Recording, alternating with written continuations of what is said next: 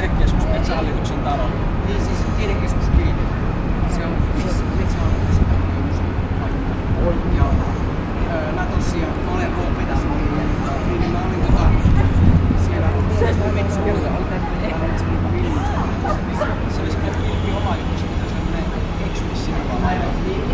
Metiin sinne. Sitten päädyttiin tänne, me ollaan ihan varmaan missä ollaan, mutta se on ollut aina Oulussa. Ollaanko me käytällä Oulussa? Joo. Me tosiaan etsitään uusia pohjoismaisia lintulajeja ja etelästä tulevia muuttoliikkeitä. Ja sinne tietää sitä. Me ollaan tuohon eksynyt, niin sä tullut neuvoa näitä pilkkeeseen, että tiedekeskus pilkaa Metsähallituksen. En tiedä ollenkaan missä. Me jatketaan eteenpäin. Kiitos. Eikä ihan varmaan tuolla. Tommonen puolella.